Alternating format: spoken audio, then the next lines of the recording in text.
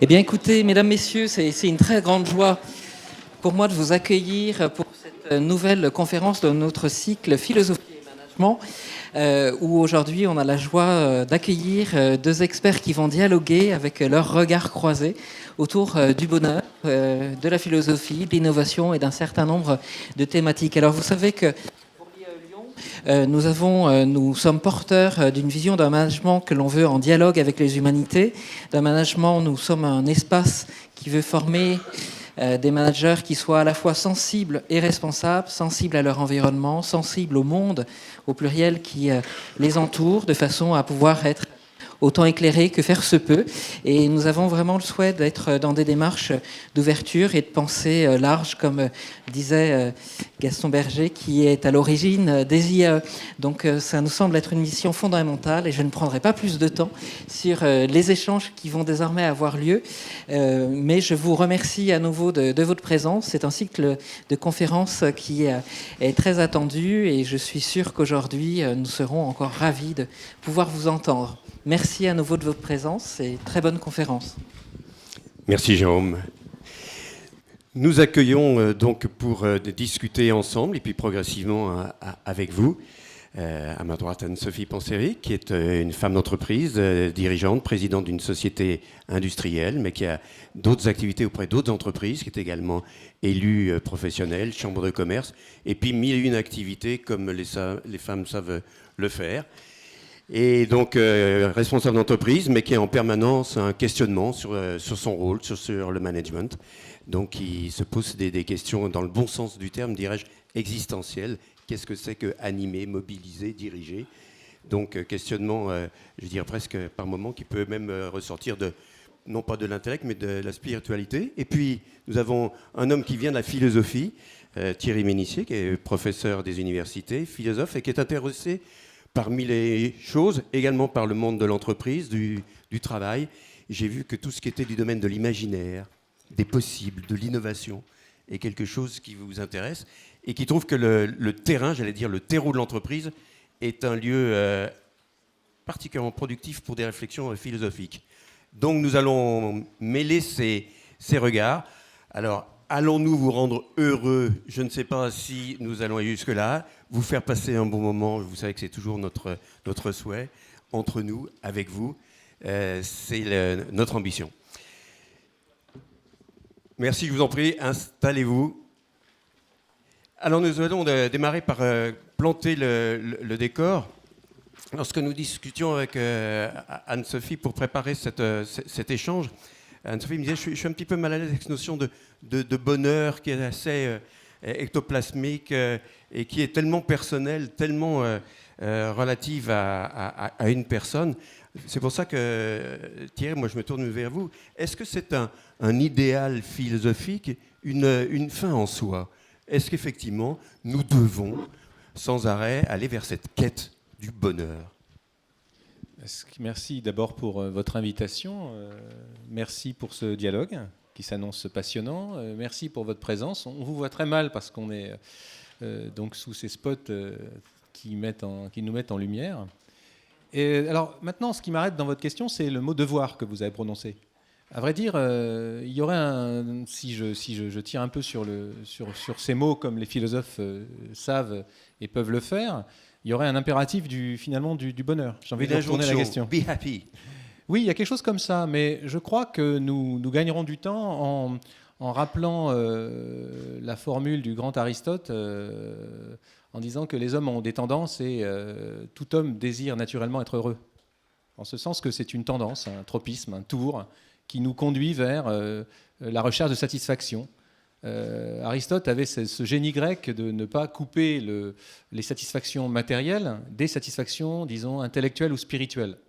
Et une vie heureuse, Aristote est un des très très très grands philosophes qui ont parlé du bonheur, avec une thèse que j'utilise moi encore beaucoup aujourd'hui sur le terrain des organisations, où on m'appelle pour essayer de travailler avec les gens qui opèrent.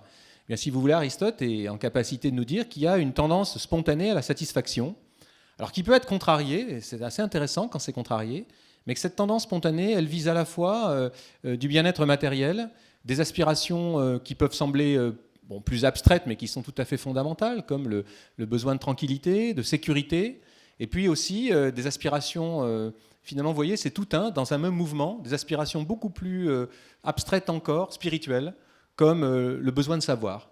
Aristote explique que tout humain désire naturellement savoir, et ça fait partie de cette quête de bonheur. Et aujourd'hui, est-ce que la modernité donne à cette notion de bonheur une particularité? J'imagine que les définitions, les manières de vivre le bonheur, au fil des siècles, évoluent. Est-ce qu'il y a une mode, une forme du bonheur qui serait moderne? On est jusqu'à quelle heure, là? C'est-à-dire, bon, évidemment, vous voyez, d'emblée, je suis requis pour...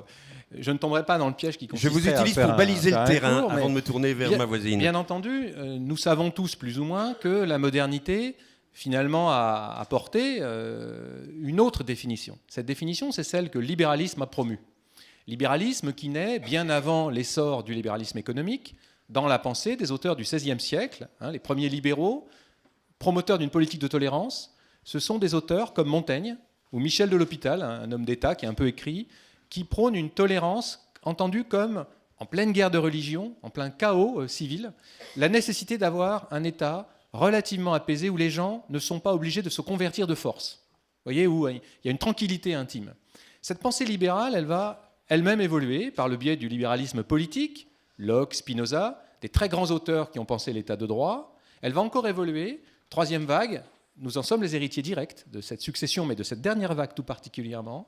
Elle va évoluer, comme vous le savez, vers la définition économiste de l'action et au fond de la pensée, à savoir que serait heureux celui qui parvient à maximiser son action, entendu par là un rapport parfait entre les moyens dont il dispose et les fins qu'il poursuit. Ces moyens, ils sont toujours limités, mais il convient que les fins qu'on poursuit soient libres, qu'on se les donne à soi-même. Alors, il y a eu plein de définitions différentes selon les philosophes à partir de cette seule et même matrice, la définition libérale, au sens économiste du terme, du bonheur. Par exemple, l'utilitarisme, dont les écoles de management sont finalement le produit, explique qu'une organisation fonctionne assez bien à partir du moment où le maximum d'utilité est atteint, à savoir que les individus peuvent eux-mêmes maximiser leurs priorités, etc. Donc cette définition utilitariste, elle est remarquable, elle est à la base au fond, la doctrine sociale et économique du monde libéral, de notre monde. D'un autre côté, elle présente un défaut très, très, très important quand même, c'est d'avoir restreint le périmètre d'action ou le champ d'application du concept de bonheur. On entend par bonheur une action finalement matériellement réussie. Et le libéralisme, progressivement, alors que ce n'était pas sa tradition de pensée à la base, est devenu quelque chose finalement d'assez matérialiste, en ce sens que le bonheur relèverait de choses qui sont des priorités matérielles.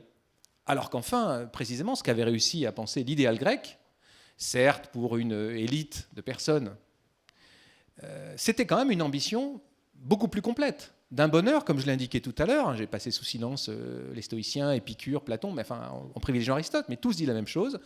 Le bonheur, c'est un idéal total, sinon ce n'est pas du bonheur. Alors maintenant, à partir de ces éléments, je vous remercie Thierry. Anne-Sophie, dans vos différents univers de vie, est-ce que vous avez justement l'impression d'avoir cette tranquillité ou de maximiser toutes vos compétences, vos talents et de réaliser ce que vous aviez envie, notamment, on y viendra plus tard, à travers votre rôle de patronne? Je poursuis tout au long. Je pense que j'ai une chance incroyable quand on est chef d'entreprise, déjà d'avoir la capacité à faire l'action, donc forcément. Mais le bonheur, pour moi, il est comme quelque chose à atteindre sans cesse, chaque minute, chaque heure, chaque jour, chaque mois. C'est pas mon idéal, mais c'est pour moi une source de renaissance personnelle. Donc je le mets comme un peu une philosophie de vie finalement, moi. Et je pense qu'il y a des personnalités qui d'elles-mêmes vont toujours chercher le positif à tout et d'autres qui ne sont pas dans cet environnement-là. Voilà. Moi, j'ai une perspective de vie où, quels que soient les coups que je prends, Je cherche d'abord à rebondir du coup et aller vers quelque chose de positif qui m'amène à ces moments de bonheur qui font le parcours de ma vie, quoi. Et qui reste beaucoup à faire encore, parce que je suis jeune. Et quelles sont effectivement les sources d'inspiration qui vous permettent effectivement de réfléchir sur le sens que vous donnez à votre action professionnelle? Alors, je reviens là dans mon rôle de dirigeante et de l'organisation de l'entreprise un peu plus. Moi, j'ai pris conscience de mon rôle, en tous les cas, sur ce que je dois mettre en place dans mon entreprise pour arriver d'abord à apporter des valeurs que j'ai en moi. Ça a été beaucoup l'extérieur et des rencontres, comme vous pouvez le faire aujourd'hui, où j'ai ouvert les yeux au fur et à mesure de mon parcours, finalement, sur ma responsabilité en tant que dirigeante. Les échanges avec les réseaux de femmes ont beaucoup compté dans ma vie. M'ont ouvert beaucoup les yeux aussi sur les enjeux et ma position me permettant l'action, et qu'il fallait que ma pensée et la chance d'être à la tête d'une entreprise me permettent de réaliser mes engagements personnels extérieurs. Donc là, j'ai cherché à mettre en phase ma rencontre et la réalité de ce que je veux pour moi en tant que femme, de ce que je veux pour mes enfants et les gens qui sont autour de moi. La réalité qui m'a été montrée par les rencontres et l'extérieur et les réseaux. Et ensuite, qu'est-ce que je fais chez moi et comment ensuite je raconte mon histoire pour que mes réussites, mes échecs servent aussi aux autres. J'ai besoin de cette roue, on va dire, pour me renourrir aussi et réalimenter finalement, ou boucler peut-être, je ne sais pas dans quel sens je dois le faire, mais pour moi, l'évolution, elle est sans cesse comme ça, quoi. On parle d'ailleurs de la roue du bonheur. Alors j'en viens maintenant à cette notion du travail. Torture, je crois, à l'origine, c'est une des acceptions du travail. Quelle est la place pour vous du travail et de ce qu'on peut entendre aujourd'hui par travail et qui prend des formes tout à fait différentes dans le bonheur? J'ai beaucoup entendu à travers ce que dit Anne-Sophie la notion de bonheur, action, avoir la possibilité d'être maîtresse de votre vie, de votre action. Thierry, le travail est-il effectivement cet instrument de torture? Pour certains, il est désagréable, c'est un pinceau. Pour d'autres, c'est une chance inouïe. Comment se situe le travail, là aussi, au fil du temps? Je pense qu'il y a plusieurs manières de répondre. Il y a la manière, disons, philosophique. On m'avait demandé un texte de 5000 signes. J'ai expliqué en 2 mots, je le rappelle, qu'il y a un paradoxe assumé, mais qui est devenu une contradiction, qui est de considérer que le bonheur permet la réalisation de la personne. Ça, c'est une idéologie typiquement moderne. Alors pour le coup, que les anciens n'avaient pas du tout. Comme vous le savez, les Grecs estimaient que le travail, précisément, ne favorise pas la liberté, et il est indigne d'un homme libre, d'un citoyen, de travailler. Tandis que les modernes, au fond, malgré les variétés de points de vue, Max Weber, Karl Marx, vous voyez, je fais un petit mélange, estiment que le travail permettant la réalisation de l'humain, en fait, faut assumer le paradoxe que ce qui n'est pas plaisant, le travail, notamment le travail aliéné éventuellement, la souffrance au travail, contribue au bonheur. Alors voilà le paradoxe de la modernité qui a été assumé. On pourrait le développer longuement, il faut faire tout un cours là-dessus, qui est très intéressant, mais qui fait problème aujourd'hui. Qui fait problème du fait que concrètement, les formes stabilisantes donc du travail, c'est-à-dire l'emploi salarié, le métier, connaissent depuis un certain temps, évidemment, du fait de l'automatisation, de la globalisation, une crise terrible, quoi. Alors aujourd'hui, vous voyez, sans multiplier les points de vue, qu'est-ce que ça signifie? Qu'est-ce que cette question signifie? Moi, je vais faire comme ma collègue. Je vais répondre en mon nom. Moi, je me lève le matin. Je suis dans l'incapacité de ne pas travailler. Je suis, comme beaucoup de gens de mon âge, cinquantenaire, jeune cinquantenaire, mais enfin complètement drogué, formé dans un monde où l'addiction au travail m'oblige à prendre plein de café très tôt le matin et à mettre mon cerveau et mon corps en situation de fonctionnement finalisé. Ce fonctionnement finalisé, il implique des contraintes plus ou moins difficiles, prendre le tram, prendre la voiture éventuellement dans les embouteillages, voir des étudiants à 8 h du matin. Éventuellement, dans d'autres activités que je peux avoir, je connais d'autres formes de travail. J'ai connu d'autres formes de travail. Je suis fils d'artisan, mon père avait un atelier. Descendre, finir un travail, une tâche à 6 h du matin dans un atelier glacé, en fait, ça rend heureux. Quand à midi, le produit est livré, quand le cours est terminé, quand on sent la sueur, quand on a tout donné, quand on voit des étoiles en allant se laver les mains parce qu'on a trop donné, on est corporellement satisfait. C'est par rapport à cette... moi, je crois beaucoup à ce que mon corps me dit. Je pense que c'est super important de ne pas se couper de ce qu'on ressent. Cette contradiction-là, on la vit, on est beaucoup à la vivre. Et je dirais, pour vous renvoyer l'interrogation, pour aujourd'hui, ceux qui ne la vivent pas sont en difficulté. Parce que, quelque crise qu'ils puissent connaître, le travail, l'emploi salarié, le métier, nourrit encore l'existence en tant qu'il la structure. On sait bien qu'on peut déprimer profondément parce qu'on ne trouve pas d'emploi. Et vous voyez, donc à partir de là, où en sommes-nous ? À vrai dire, ce qui m'intéresse, c'est précisément de partir de là. Nous sommes devant un paradoxe qui ne peut plus être assumé, qui est devenu une contradiction. Cette souffrance reste une souffrance, elle a toujours été, mais quelles sont les finalités ? Je pense que j'étais très sensible à ce que vous disiez. Moi, je crois beaucoup aux chefs d'entreprise, à cette énergie qu'il met dans le projet. Vous avez parlé de vos valeurs, votre interrogation inquiète sur le sens de votre action. L'exemple vient d'en haut. Et je pense, vous voyez, que ce qui peut peut-être nous donner le cap, c'est simplement cette envie d'innovation, appelons ça comme ça, cette énergie que mettent les entrepreneurs pour redonner du sens dans le management quotidien, et déjà par leur exemple et leurs décisions stratégiques appliquées, donc à quelque chose qui est structurant pour notre civilisation et qui est bien difficile. Alors, est-ce que par rapport à ça, ma question s'adresse à l'un et l'autre cette fois. Nous parlons beaucoup de santé et bien-être au travail. Est-ce que ça ne serait pas une version, je dirais, minimaliste de cette conception qui consiste à dire que le travail peut apporter du bonheur ? Allez, on va dire qu'en tant que dirigeant d'entreprise, vous ne prétendez pas faire le bonheur de vos salariés. Question provocatrice, hein ? Mais on pourrait dire, allez, à défaut, je vais faire en sorte qu'ils vivent le bien-être au travail. Est-ce que ce n'est pas la version, pardonnez-moi, petit bras du bonheur ?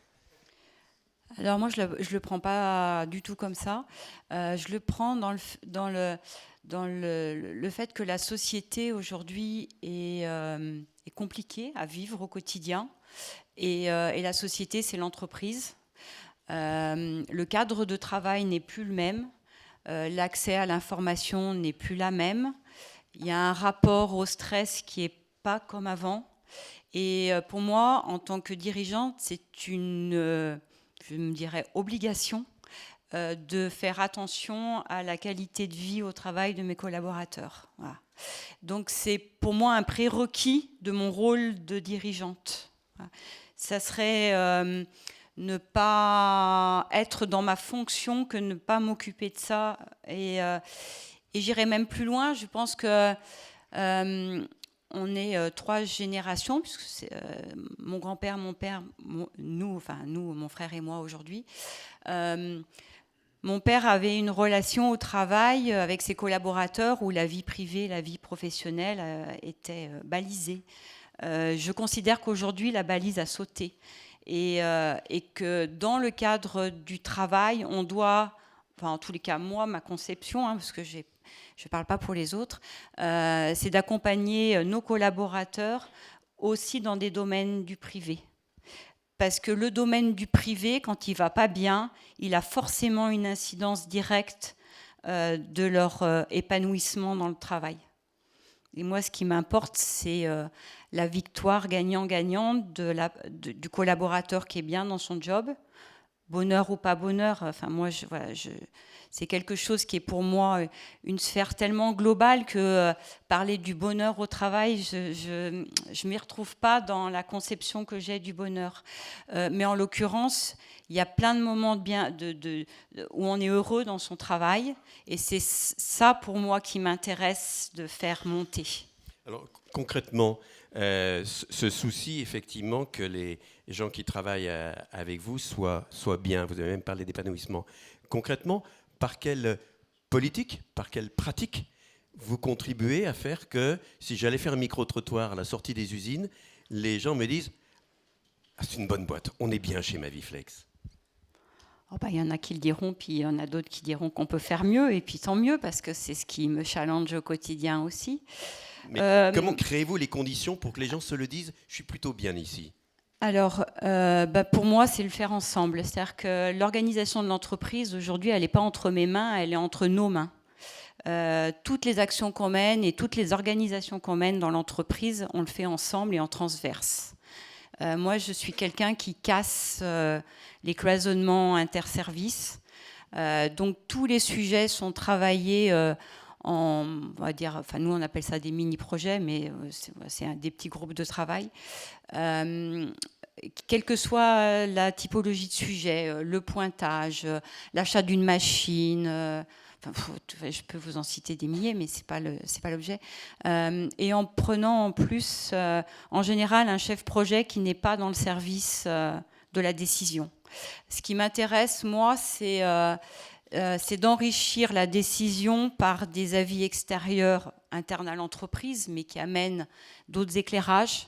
C'est l'innovation au quotidien par l'implication humaine et collaborative. Voilà. Ça, c'est passionnant. Et on parlait de rupture. Moi, je suis persuadée qu'on est à un moment de la rupture de l'organisation de l'entreprise. Et c'est une chance incroyable. Alors, comme toutes les ruptures, voilà, ça fait parfois mal, ça inquiète, ça demande beaucoup de communication, parce que ça demande des réorganisations et que tout le monde ne suit pas le rythme de la réorganisation. Mais en même temps, je pense qu'on a un vrai challenge et que l'entreprise n'existera que si on prend en compte ces nouvelles organisations. Aujourd'hui, nos collaborateurs, parfois, même, sans être du tout péjoratif sur la terminologie, mais un ouvrier, il a accès au savoir autant que moi par le web aujourd'hui. Donc aujourd'hui, l'enjeu, c'est qu'est-ce que sera demain, c'est pas qu'est-ce qui était hier dans l'entreprise. Et aujourd'hui, qu'est-ce que sera demain ? Ils apportent des idées incroyablement intéressantes pour la pérennité de l'entreprise et pour le développement de l'entreprise. Donc c'est impensable pour moi de ne pas m'appuyer sur leurs compétences et cette confiance réciproque finalement qu'on a à faire grandir l'entreprise ensemble. J'ai envie de vous faire agir sur un élément là, que je viens d'entendre de la part d'Anne-Sophie, c'est-à-dire la frontière vie privée et vie professionnelle. Lorsqu'on parle de morale et entreprise, quelqu'un comme un de vos confrères, Comte Sponville, nous dit l'entreprise n'est ni morale ni immorale, elle est amorale, c'est-à-dire que la morale n'est pas son champ. Ça ne la concerne pas. Et là, ce souci, je dirais, de la personne, même dans sa dimension privée, pour un philosophe, est quelque chose qui, venant d'une responsable d'entreprise, vous appréciez ou vous dites, tiens, là, vous me contrariez, vous me remettez toujours dans le rôle du philosophe, donneur de leçons. Mais bon, c'est la faute des collègues. C'est le jeu de rôle aussi. Non, c'est la faute des collègues. Non. C'est la faute des professeurs de philosophie. J'espère qu'il n'y en a pas trop dans la salle. Écoutez, moi, il n'a pas été rappelé que je co-dirige un master management de l'innovation. Je suis venu à ce master management de l'innovation en ayant fait de la philosophie politique. C'est très curieux. Et de la science politique. Mais j'y suis venu par le biais d'un auteur spécialiste du management, qui est Nicolas Machiavel, dont je suis un spécialiste. Machiavel m'a appris une chose. Et je crois que nous vivons une époque comparable à la Renaissance italienne, qu'il a connue, bien avant l'avènement de l'économie moderne et de l'État souverain. Époque où les individus éprouvaient chaque jour le poids de la fortuna, du hasard sur leur vie. Un hasard qui peut être désastreux, mais tout à fait opportun. Et comme vous le savez, il a théorisé la notion de virtu, la vertu. C'est un terme, je réponds, c'est un terme moral. Moi, j'explique que c'est un terme moral. La vertu, c'est la capacité de faire face à la fortune. Il y a d'autres formes de vertu, on en connaît d'autres dans le monde, tout particulièrement dans le monde entrepreneurial, je crois qu'on n'en connaît pas. Alors je réponds, nanti, c'est cette petite réorientation personnelle, je réponds à la question. Moi, je pense que ce que j'ai entendu dans ce dont il est question, c'est ce que j'ai vu, c'est une chef d'entreprise qui prend ses responsabilités. La responsabilité, presque impossible à justifier, de devoir assurer le présent et le futur de ses collaborateurs. Injustifiable parce que ça implique parfois que l'on recourt effectivement à un brouillage de code que la démocratie aimerait bien nous voir, évidemment, respecter entre la vie privée, intime, et la vie professionnelle, la vie publique. C'est quand même très difficile, sachant que nous sommes, effectivement, je crois, ce que j'essaie de faire pratiquer, d'enseigner avec mes collaborateurs, là, mes collègues, et puis les professionnels qui sont associés au Master Management de l'Innovation à Grenoble, ce qu'on essaie de faire prendre conscience aux étudiants, ce dont on essaie de leur faire prendre conscience, c'est que la question aujourd'hui, elle est politique. Il s'agit pour nous, pour tout un chacun, de s'engager collectivement, ce qu'on a beaucoup de mal à faire, du fait de cette sacro-sainte distinction entre le privé et le public, entre le bonheur privé et l'engagement public, hérité du monde moderne, costume dans lequel on a du mal à rentrer aujourd'hui, parce qu'on a des concurrents dans le monde pour qui ce n'est pas une valeur, ça. C'est aussi ça le problème. Je pense que s'il convient de politiser l'entreprise, c'est d'abord qu'il convient de retrouver une énergie collective, chacun à sa place, mais tous ensemble. Et je crois que ce qu'on ne sait plus faire, et ça j'y tiens beaucoup, c'est improviser ensemble. C'est-à-dire être capable de reprendre un cap ensemble en fonction des ressources qu'on a, qui sont parfois cachées par l'organigramme, parce que en fait, chacun occupe une place du fait de ses compétences, de son origine sociale, parfois, il y a des reproductions, de ses diplômes, grand problème français, et on est sur des compétences explicites. Si on est capable d'aller chercher dans la boîte noire, dans les hobbies de ce que font les gens par exemple, c'est tiens, qu'est-ce qu'il fait le samedi en dehors du travail. Si on est capable de trouver là quelque chose qui va plaire, qui va séduire, qui va réaliser les aspirations de l'employé, et qui va le transformer en collaborateur actif, je pense qu'on a gagné le challenge de l'innovation.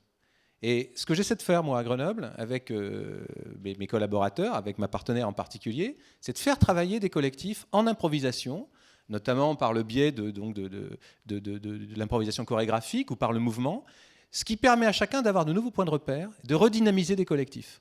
Et on est très surpris, moi j'ai vu des hauts cadres extrêmement surpris de voir que des collaborateurs beaucoup moins gradés qu'eux étaient beaucoup plus agiles pour créer un mouvement collectif. Si on est capable de faire ça, je pense que le fameux problème, évidemment important, du respect de la vie privée, devient moins un problème que quelque chose qui va enrichir l'entreprise. Alors c'est très difficile à faire. Et je crois que ça passe par le talent, et disons les choses de manière encore plus embarrassante, ça passe par le charme du dirigeant. Ça passe par le charme qu'il est capable de déployer auprès de ses collaborateurs. On a envie de travailler pour lui, avec lui, d'être dans la même boîte. Au-delà du charme, je pense que c'est de l'écoute. Je pense qu'on revient aussi à une relation de proximité, et d'échange et de communication. Et je pense que le métier du manager aussi est en train d'évoluer très clairement. Ce qui est un peu la difficulté qu'on a dans nos entreprises en intergénérationnel aussi, c'est qu'il y a deux modèles, ceux des plus anciens qui étaient plutôt sur un management de pénalité, enfin de contrôle, on va dire, et un management du temps de présence, et une nouvelle génération qui attend un management de mise à disposition pour aider à mon épanouissement dans l'entreprise. Donc ça veut dire des managers qui n'ont pas peur que leurs collaborateurs deviennent peut-être plus agiles qu'eux-mêmes, et de ne pas bloquer l'évolution des collaborateurs par peur de perdre leur propre poste finalement quelque part. Et puis un besoin de la nouvelle génération d'un équilibre vie privée, vie professionnelle, que nous on a mis vraiment comme un moteur clé de la réussite de l'entreprise, mais qui vient aussi combattre la reconnaissance qu'on n'aurait plus sur les anciens, parce que pour eux c'était la présence qui cotait l'évolution du travail. Or aujourd'hui, quand on dit c'est 8 heures par jour et puis 18h30 tout le monde s'en va, il y a une perte de repère d'une génération, et je pense que là aussi il y a une dualité de qu'est-ce qu'est la reconnaissance de la direction auprès des équipes, et chacun a son modèle de reconnaissance, et la confiance se crée aussi pour retrouver cet équilibre-là, et que toutes les valeurs d'épanouissement, d'être heureux, il faut pour moi déjà, par rapport à la discussion de départ, pour moi l'entreprise ou le travail est déjà d'obtenir le prérequis qui est le salaire pour vivre, Je pense qu'avec les cadres de la loi et le SMIC, on pourrait épiloguer sur le montant du SMIC pendant longtemps, mais aujourd'hui en France, on a un minimum qui permet de vivre et on a... Le rôle de l'entreprise, c'est justement d'amener la sécurité de cette continuité du salaire et donc par la pérennité de l'entreprise. Et c'est une fois que ça est prérequis pour les collaborateurs, c'est à partir de ce moment-là, je pense qu'on peut rentrer dans les sphères de la reconnaissance de soi, de grandir, d'apprendre, de lâcher prise sur des appréhensions de collaborateurs, quoi, de début du monde du travail. Mais on est dans un environnement qui est en pleine mutation sur les postes, sur les rôles, et sur les managers. Pour moi, c'est une clé importante du bien-être au travail, en tous les cas. Mais à partir de ça, est-ce qu'on peut estimer que le prérequis étant effectivement d'une part d'effectuer son travail, de tenir son poste, et pour l'entreprise de servir une rémunération et un certain nombre d'autres éléments, est-ce que le bien-être peut être considéré comme un plus en termes de productivité ? Quand effectivement on a en concurrence des civilisations qui ne sont pas du tout sur cette même dimension d'épanouissement au travail, je pense en Asie du Sud-Est, est-ce que vous estimez que des gens bien dans leur peau, heureux, sont des gens qui produisent mieux? Oui. Enfin, ça se pose même pas cette question, c'est évident. Alors moi, je vais vous dire. Alors, si je suis Machiavel, je dis mais je suis tout gagnant. J'ai réussi à inventer un leurre qui les fait marcher. Mais je ne suis pas Machiavel, mais je suis toute gagnante. Je veux dire, on est gagnant parce que l'entreprise, plus l'entreprise se développe, plus il y a de la pérennité, plus on embauche, plus. C'est une action commune. Enfin, je veux dire, tout le monde est gagnant là-dedans. Nous, toutes les actions qu'on mène avec les collaborateurs, bien sûr qu'on met des indicateurs, parce que dans une entreprise, je ne suis pas, je vais pas mentir, je suis pas une œuvre sociale, quoi. Je veux dire, il y a besoin de faire vivre l'entreprise, de gagner de l'argent. C'est pas un gros mot, mais je sais qu'en France, on n'aime pas dire ça. Mais l'argent dans une entreprise, elle est là pour réinvestir dans des machines, pour développer, pour consolider l'entreprise, pour s'assurer s'il y a des coups durs, et vous savez qu'avec l'économie d'aujourd'hui, il y a des coups durs un mois sur l'autre, un an sur l'autre, depuis 4 ans. On ne sait pas. Nous, on a un carnet de commandes à 3 semaines, donc on vibre avec l'économie. On ne sait pas si un mois après, on aura encore d'activité. Donc, je veux dire, on vit avec un environnement qui est quand même hyper stressant pour tout le monde, pour les collaborateurs, pour la direction qu'on est. Donc ça, c'est une réalité. Donc il faut faire avec cette réalité-là. Et bien sûr que toutes les actions qu'on mène, elles doivent être positives pour toute la population, donc les collaborateurs et l'entreprise. Bien sûr, on est un bloc, on est ensemble, quoi. Vous m'avez dit d'ailleurs que vous avez des indicateurs qui montrent cet attachement. Dites-nous lesquels. Nous, plus on a travaillé sur équilibre vie privée, vie professionnelle, plus on a amélioré la rentabilité de l'entreprise, donc c'est clair. Sur toutes les actions qu'on a pu mener sur la flexibilité des horaires, la récupération, travailler, on ferme à 18h30 maintenant pour obliger tout le monde à aller se ressourcer à l'extérieur et arrêter de faire du surprésentéisme dans l'entreprise.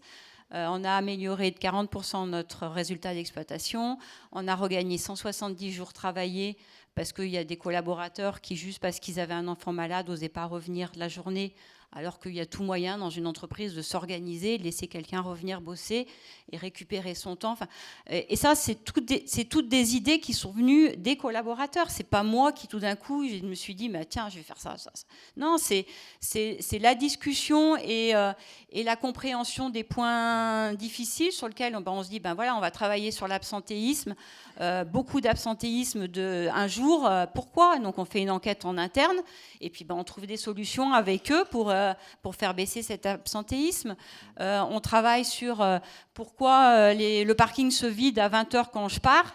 On se dit, on attend que je pars. Donc du coup, deux solutions, où je fais partir plus tôt, où je pars aussi à 18h30, et du coup, tout le monde part à 18h30, et c'est très bien pour tout le monde. Ma famille en est aussi ravie, et on rééquilibre les choses. Et du coup, c'est là où je dis qu'il n'y n'y a pas de fin entre pro et privé, parce que quand vous finissez, vous lâchez prise, et vous le savez tous, parfois on a des dossiers avec des problématiques. Quand on va se régénérer ailleurs, on revient avec plein d'idées le lendemain matin, et on résout les problèmes qu'on trouvait insolubles la veille. Donc, ça, c'est des schémas que tout le monde l'a vécu. Et voilà, on essaye juste de façon intelligente à mettre en place ces organisations dans l'entreprise. Et oui, c'est un retour sur l'entreprise et sa pérennité, sa solidité qui est majeur. Donc forcément, bien sûr, je continue. Mais il y a des actions qu'on a arrêtées parce qu'on a considéré qu'elle n'était pas en équilibre entre les parties. Et je trouve que c'est ça le dialogue, c'est ça l'organisation. Et on a des milliers de pistes encore d'évolution qui permettent de les rendre plus autonomes, plus collaboratifs. Travail à domicile, c'est un sujet qu'on est en train de mener parce qu'elle a été demandée par des collaborateurs.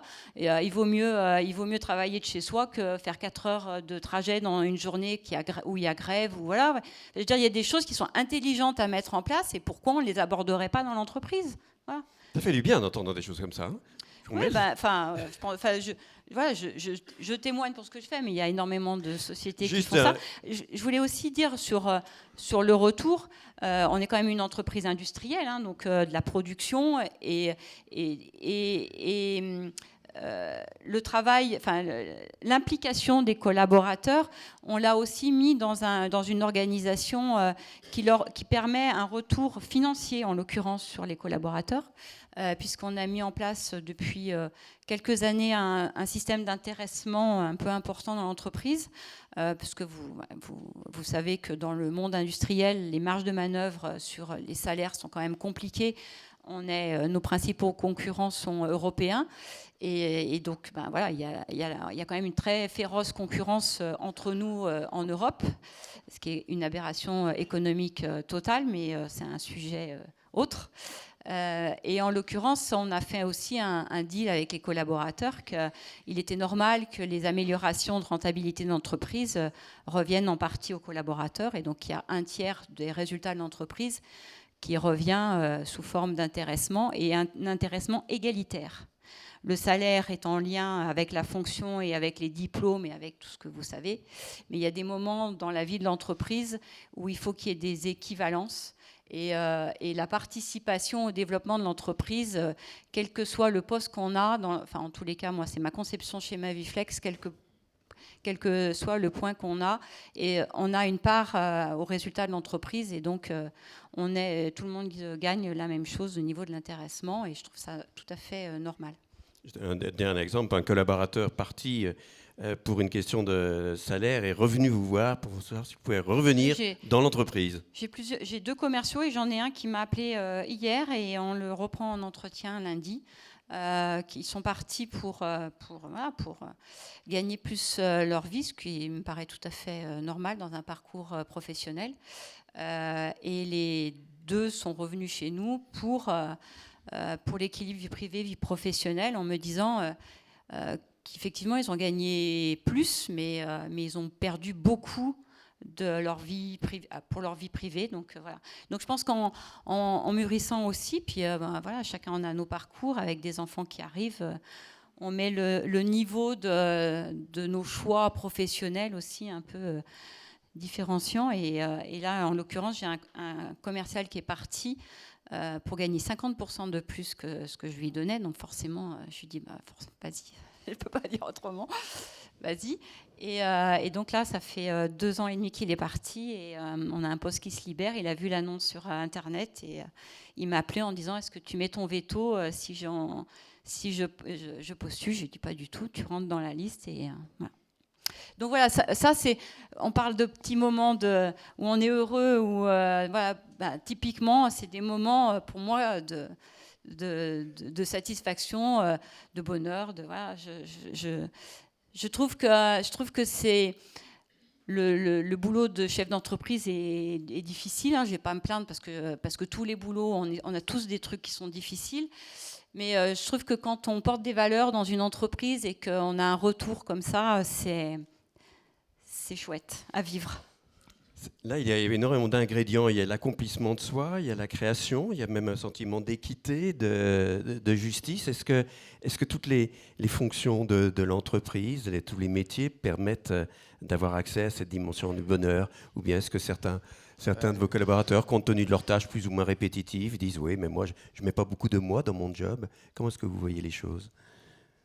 Moi, ce que je vois surtout, c'est que j'ai envie de demander, mais est-ce qu'il y a une place pour un philosophe chez vous, là? Parce que ça... Ah ouais, j'adorerais. Vachement bien. C'est super tentant, quand même. Oui, non, mais tout à l'heure, moi, je reprendrai sur cette notion de charme, hein, qu'on ne se trompe pas. Hein. Moi, je ne suis pas machiavélique, tout ça. Non, ce que je voulais dire, c'est le charme, c'est-à-dire la capacité politique. Hein, c'est-à-dire, on est dans une société très, très politique, en un sens. Même si nos institutions vont mal, enfin, on a du mal à croire à la fonction de l'homme politique, quoi, à son efficacité. Ce que je voulais dire, c'est qu'on est tous en capacité, dans les organisations privées et publiques, de se demander et même de savoir si notre chef juste au-dessus de nous, celui qui oriente notre action, a les compétences, enfin, si on va pouvoir le suivre dans l'action. Voilà, c'est ça le charme. C'est l'écoute, c'est le respect, c'est le fait de dire, bon, ok, là, il va falloir travailler un peu plus, ça va y avoir des contraintes, mais je vous respecte, vous allez récupérer le coup, vous allez gagner plus, et puis le temps, vous le récupérez après, je sais que vous avez des enfants, etc. C'est ça, moi, dont je parlais. Hein. C'est ce machiavélien, c'est-à-dire qui pensait la République florentine à une époque de grande crise, où les gens ne croyaient plus au leadership. Il dit, si, il faut croire qu'il y a des gens dans l'action. Alors les managers, à mon avis, en effet, l'échelon intermédiaire, qui vont dire, voilà, évidemment, le manager n'est pas du tout un contremaître, quoi. C'est quelqu'un qui doit aujourd'hui s'intéresser concrètement à ce que font les gens et à leurs intentions et à leurs aspirations. C'est très difficile à faire. Alors cela dit, vous me posez une question là encore vaste et générale, qui est de dire, est-ce que dans l'entreprise, à vrai dire, les formes d'entreprise sont très variées. L'emploi connaît des formes tout à fait multiples et variées. C'est très difficile de répondre. Hein. Je pense que là encore, le terrain a toujours l'avantage par rapport à la théorie. Et puis moi, je ne suis pas sociologue, hein, excusez-moi. Les sociologues sont mieux placés pour observer avec scrupule et mesure ce qui se passe. Moi, je dirais simplement que dans nos situations de vie, on est tous confrontés à des choix qui sont très, très particuliers aujourd'hui. Et je tiens à dire que la fonction publique et les organisations privées connaissent les mêmes difficultés de ce point de vue. Il y a beaucoup de différences, mais il y a des difficultés aussi dans la motivation pour le travail. Cette motivation, elle est bien compréhensible parce que, comme vous le disiez tout à l'heure, j'ai relevé ça, un élément fort de votre discours pour moi, c'est qu'il y a des formations, des gens qui ont été formés à un type de management qui ne va plus. Et ça pose des tas de problèmes. Ça crée des tas de frustrations. Parce que, en fin de compte, l'échelon intermédiaire et les échelons supérieurs doivent accepter ces changements, quitte à être fortement challengés par la base. Ça, alors là, il y a quelque chose qui est vraiment important pour notre société aujourd'hui. C'est le renouvellement dont on parle depuis tout à l'heure. Et il n'y aura pas d'effort collectif et de satisfaction individuelle, si on peut cliver à ce point les choses, sans cette remise en question de tout le monde. Et je l'ai souligné tout à l'heure, un des problèmes en France, c'est quand même le statut des hauts diplômés. Ça pose un vrai problème. Ce problème qui est que, je ne voudrais pas politiser le débat, mais enfin, les gens dont on pouvait attendre qu'ils changent le système des grandes écoles par rapport aux universités ne l'ont pas fait. Je ne veux pas parler de la gauche, mais j'en parle un peu quand même. Tous les enfants des hauts cadres de gauche sont évidemment dans les prépas et dans les écoles, pas à l'université.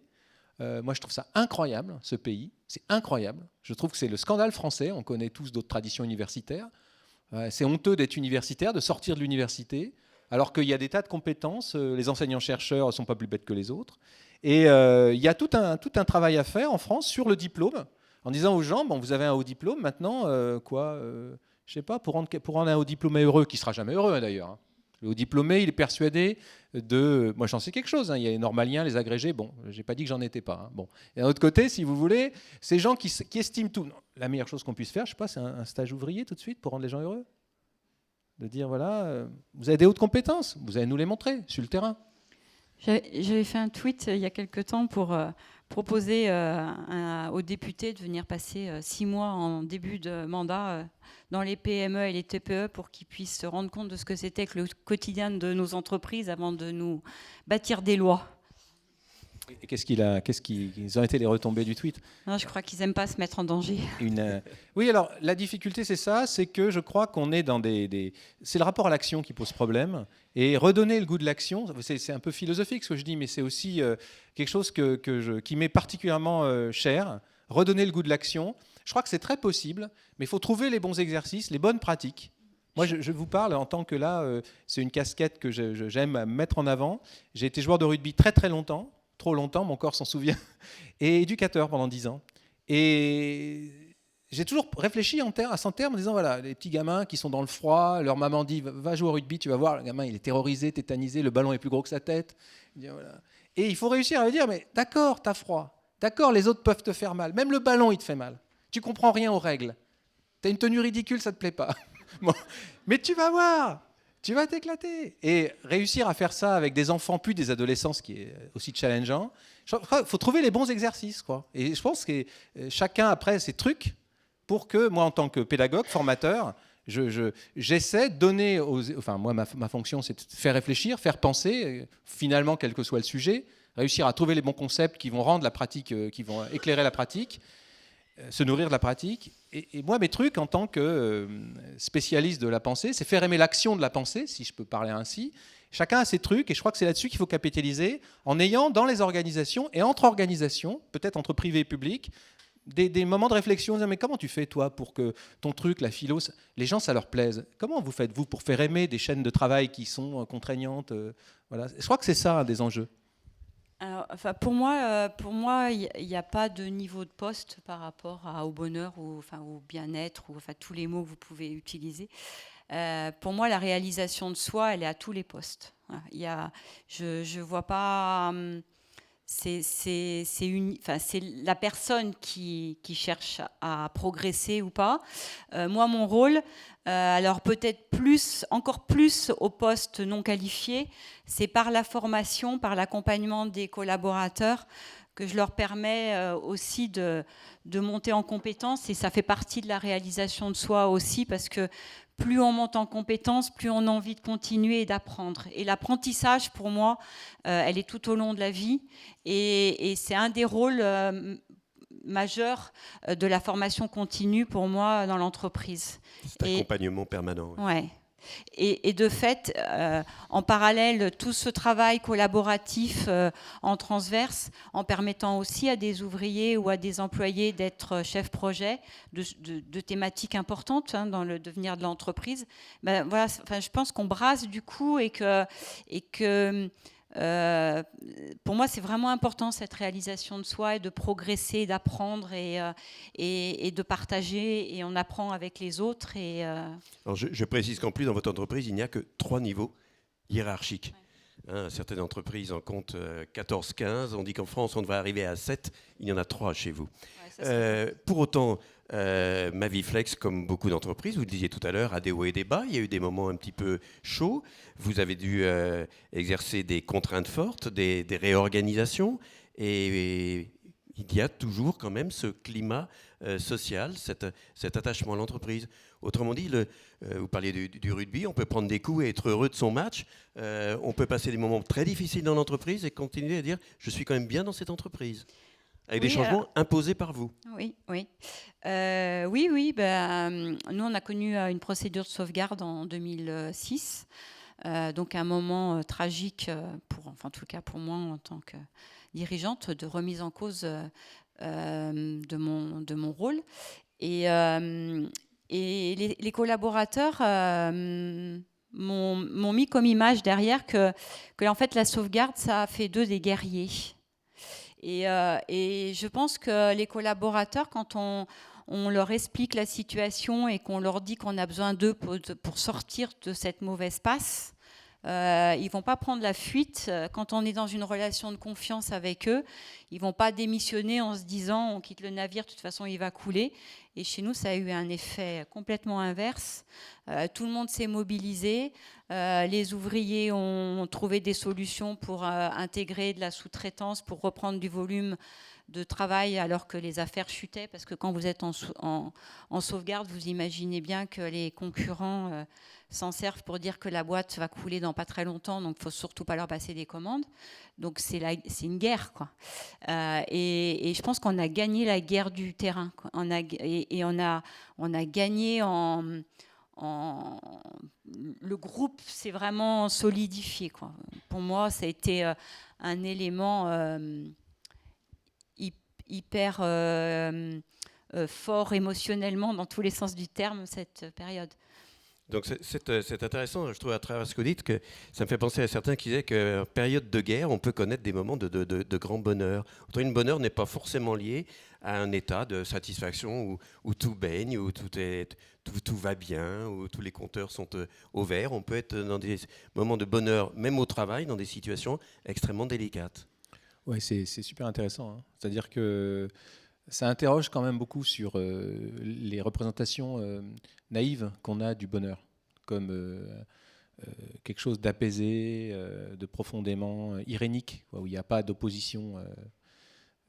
Voilà, moi j'avoue avoir un faible pour les auteurs qui affirment le contraire, c'est-à-dire que la dureté des choses est intéressante. Alors Héraclite, Montaigne, des choses très intéressantes sur la douleur, par exemple, sur le conflit. Ensuite, des auteurs comme Tocqueville, par exemple, des gens qui ont connu vraiment des moments difficiles. Et c'est vrai que ça interroge sur le plan de l'anthropologie, quoi, sur le fait humain. Je pense que là-dessus, notre civilisation, qui s'est quand même globalisée, quoi, en gros, le modèle occidental s'est globalisé, qui avait fait du travail à un moment, enfin, la structure paradoxale de la réalisation de l'humain, quand même. Donc, s'est développé, c'est-à-dire que tout le monde est entré dans une guerre économique, hein, qui parfois se transforme en vraie guerre, quoi. C'est aussi l'impensé du truc, hein, mais et cette conflictualité, moi je préfère parler de conflictualité. Alors chacun se positionne par rapport à ça, parce qu'on est tous différents par rapport à ça, compte tenu de notre filiation, de notre biologie, notre histoire, comment on vit la conflictualité. Il y a des gens qui aiment moins se battre que d'autres.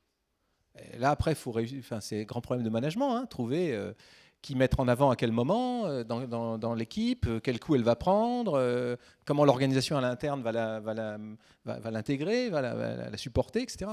Donc moi je fais partie des gens qui disent oui, je suis d'accord, c'est-à-dire que si d'ailleurs on n'avait pas cette stimulation de la rencontre, du conflit, moi je dirais du jeu aussi.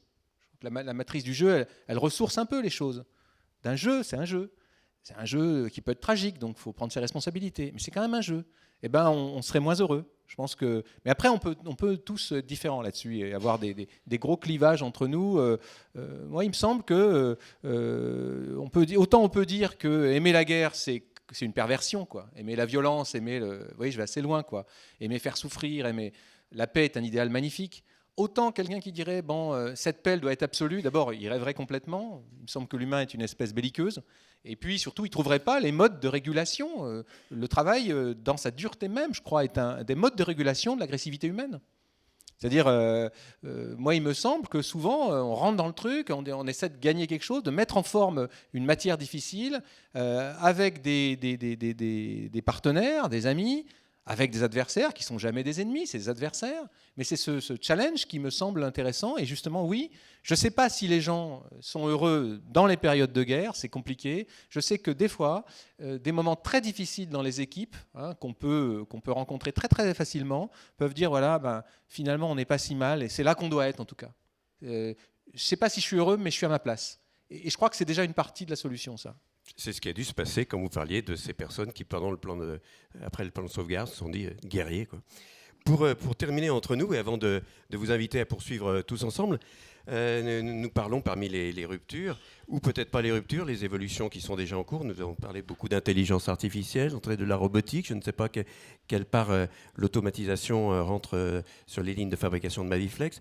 Est-ce que vous avez le sentiment que cette promesse que nous font les apôtres de la robotique, des sciences cognitives, de l'intelligence artificielle, qui font qu'à horizon 2030, c'est très proche d'ici, l'homme va être déchargé des tâches répétitives et pourra donc donner sa pleine mesure uniquement par une valeur ajoutée relationnelle, intellectuelle. Est-ce que ça va donc nous promettre des travailleurs plus heureux ? Là, c'est trop tôt pour le dire. C'est sûr qu'il va y avoir un changement. La robotisation, elle est indispensable. Enfin, on pourra pas passer outre. Le numérique et le digital dans nos entreprises, on disparaît. Donc, je pense il n'y a même pas de débat pour moi en tous les cas, sur le sujet.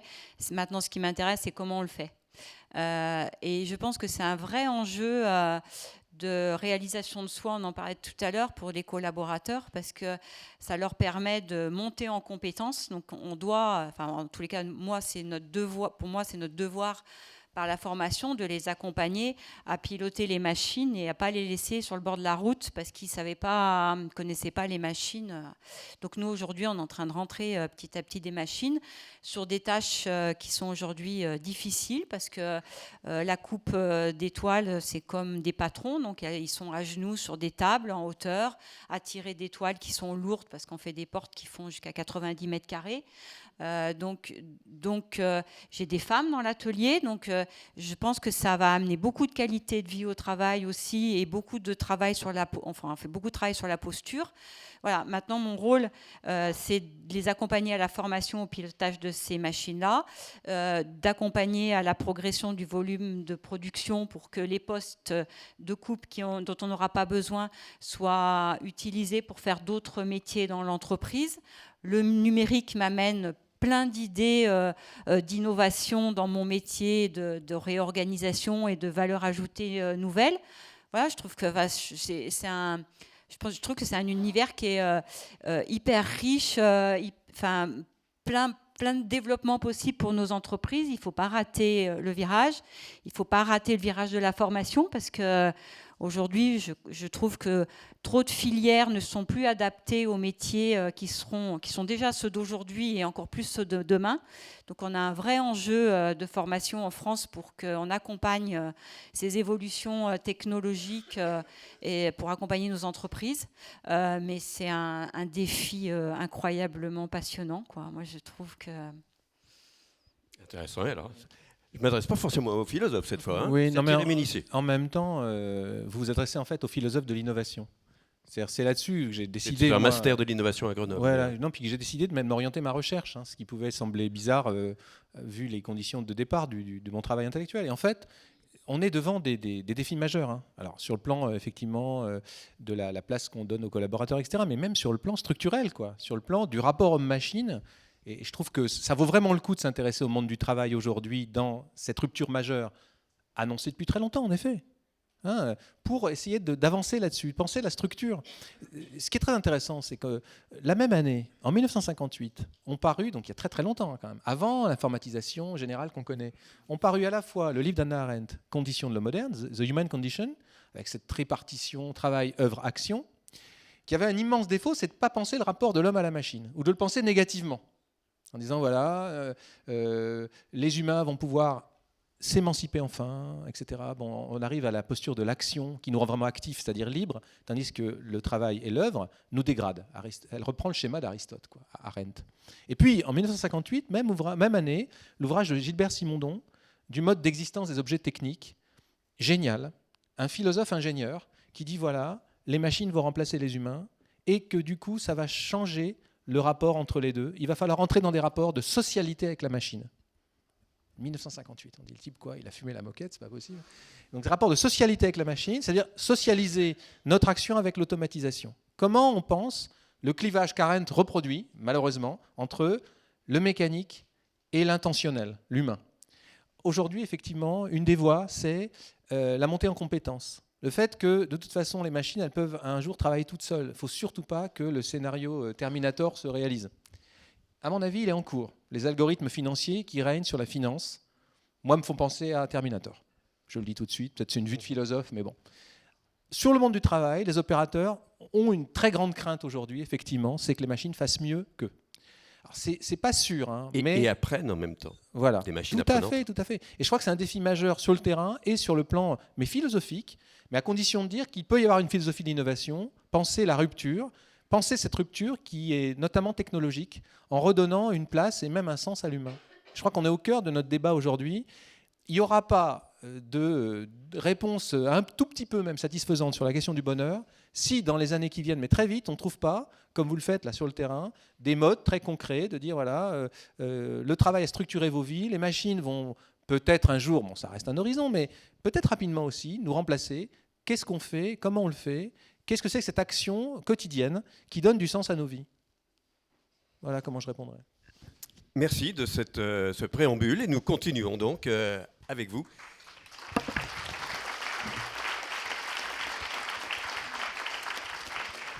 Je vous laisse vous signaler en levant la main. Comme nous nous voyons peu à troisième rang, Nicolas, une main se lève. Je demande à chacun et chacune de se présenter au moment de prendre la parole. Merci. Vous tenez le micro collé au menton.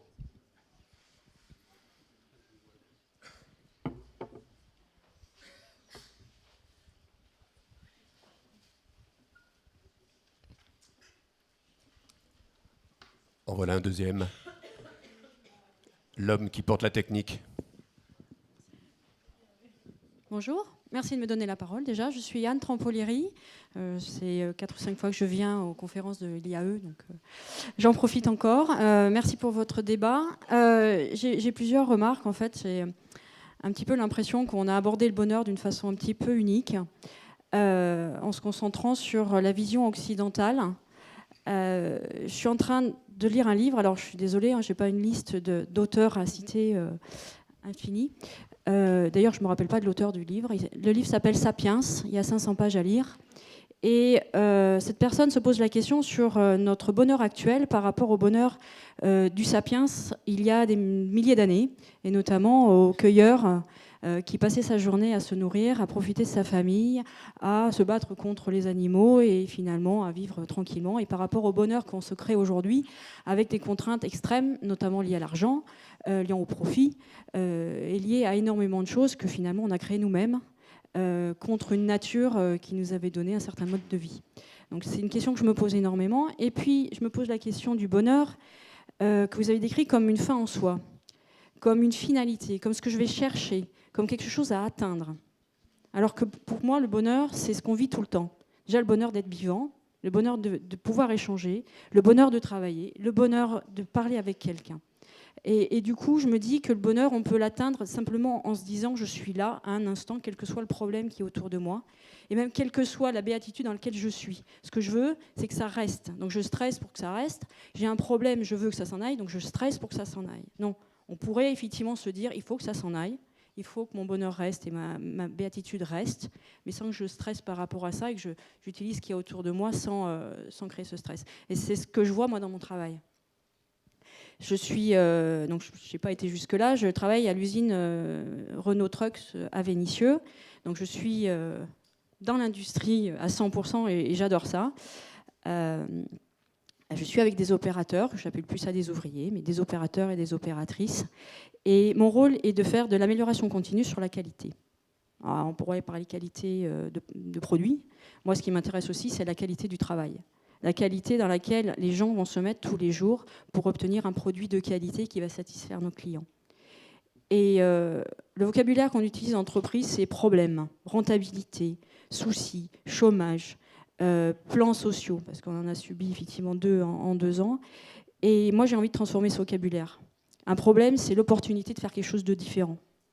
Et c'est comme ça que je vais aborder le travail avec les gens. Faire en sorte que le problème qu'ils ont rencontré, je ne vais pas leur dire « vous avez fait une bêtise, mais tiens, c'est peut-être pas l'occasion de changer ». Et c'est comme ça que je vais créer le bonheur dans l'atelier, que ce soit les opérateurs, les managers, etc. Donc je vois ça vraiment comme ça, quelque chose que finalement, si on se dit on va chercher le bonheur, on a un gros risque de ne pas le trouver. Alors que si je me dis qu'il est là, et ben au moins j'en profite à un moment ou à un autre. Voilà. C'était un des commentaires. Merci. Et puis je me dis qu'on parle effectivement du management de l'innovation. Moi, je préférais parler de l'innovation dans le management. On parle effectivement du manager qui va avoir un certain charisme, qui va donner une certaine idée. Il ne faudrait pas rentrer dans le risque d'avoir une idée unique, mais bien de transformer ça au sein de l'entreprise et à chacun des niveaux. J'ai eu le bonheur de rencontrer un dirigeant de mon entreprise qui considère que la pyramide managériale se met à l'envers, le dirigeant étant en bas et les opérateurs en haut. Et je pense que ça a contribué énormément à l'affection qu'ont les gens pour l'entreprise dans laquelle ils travaillent. Merci. Voilà. C'est des mots forts, là. Béatitude, affection. Anne-Sophie, par rapport à cette... j'imagine que c'est un peu ce qui se passe chez vous. Ouais, je me retrouve dans ce que vous venez de dire. Je me suis mal fait comprendre si je vous ai laissé penser que le bonheur, c'est la finalité. Le bonheur, c'est chaque minute, chaque seconde, sauf que ça n'a jamais de fin, quoi. Pour moi, voilà, ça se renouvelle sans cesse. Et c'est pas parce qu'à un moment, vous avez le bonheur que c'est terminé derrière. C'est dans ce sens-là. Mais bien sûr. Mais en même temps, ça va se chercher. On se donne la peine d'aller chercher le bonheur aussi. Voilà, c'est dans ce sens-là je pense qu'il y a un état d'esprit, parce que ça se capte, ces moments de bonheur, et on doit se les prendre pour soi aussi, et les partager, et voilà, c'est dans ce sens-là. Le reste, j'avais bien compris. Le reste, je suis en phase, bien sûr. Merci pour les très, très judicieuses pistes. Votre témoignage est très intéressant aussi. Mais plusieurs choses. Non, bien entendu, on a abordé les choses sous un angle précis. Je pense que notre guide a fort à faire avec cette notion. Bonheur au travail, et travail, c'est super difficile. Comment faire en un temps si court, etc., avec des profils aussi différents. Moi, je trouve ça remarquable. Je le dis, bravo. Juste, évidemment, on peut y rester pendant tout le week-end, si vous voulez. On peut faire un séminaire. Moi, j'ai l'habitude à Grenoble d'organiser des séminaires publics comme ça. Mais les gens ne veulent plus partir. Parce que, alors, il y a une chose dont vous ne parlez pas. Est-ce que je peux vous dire pareil, moi ? Toutes les choses dont vous n'avez pas parlé, vous vous rendez compte ? J'ai regardé, j'ai repris mon smartphone pour regarder votre référence. Livre que je vais lire. Moi, je lis, j'aime lire. Donc, et puis, je pense que, comme disait Borges, un homme qui a lu un livre s'est engagé à les lire tous. Sinon, ça reste le modèle de la Bible. Eh bien, on n'est pas couché. Ah bah non, mais voilà, on en est là, quoi. Alors, je vais lire le Sapiens. Attendez, je finis. Mais simplement, j'ai vu de quoi y retourner en quelques secondes. D'un autre côté, il me semble important de remettre ça sur le plan de l'espèce humaine, comme le livre semble vouloir le faire. On peut lire aussi, par exemple, à ce titre, j'aime beaucoup ces synthèses-là, moi, qui prennent des risques sur le plan anthropologique, ethnologique, de grandes synthèses. Les ouvrages de Jared Diamond, comme Le troisième chimpanzé, qui réfléchit sur les quelques pourcents, 1% de différence à partir de là, toute la culture humaine, à partir de différence de pourcentage de gènes entre nous et les grands singes. Ça a créé toute la culture. Voilà. Et donc, du coup, c'est quoi être heureux par rapport à ça ? Il est évident, je le dis, qu'on n'a pas posé un problème majeur, que c'est du rapport entre bonheur et nature. Parce qu'on est parti dans la question du travail, on parlait de ça. Le bonheur, comme les Grecs, dans un modèle pré-technologique, pré-rationnel, pré-scientifique l'ont conçu, c'est un rapport à soi et à sa propre nature, et à la nature à l'extérieur de nous. Ce que les orientaux ont voulu conserver. Évidemment, ce n'est pas pour rien que dans un monde très artificiel et artificieux, mécanique en particulier, numérique, on voit apparaître de nouveau les formes, les revendications, les formes de bonheur oriental, les revendications d'un bonheur de type oriental. En gros, le zen, avec toute cette déformation occidentale qui fait croire que le zen, c'est agréable. D'abord, on l'a dit tout à l'heure, le bonheur, ce n'est pas forcément un truc agréable. Le bonheur a quand même à voir sur le plan anthropologique, laissez-moi faire le philosophe, et pas seulement prof de philo, j'ai un peu réfléchi à ça, avec une qualité de présence. Le bonheur a à voir avec une qualité de présence. Moi, il m'est arrivé de souffrir et de me dire, je suis présent à ma souffrance. D'une certaine manière, j'étais heureux. Cette qualité de présence qui fait que je me tiens là, dans un environnement dont j'ai une conscience, une perception plutôt qu'une conscience globale, une sorte de vision circulaire, une présence à l'ici et là, qui me semble être délivrée notamment par... c'est la promesse que délivrent en tout cas les sagesses orientales.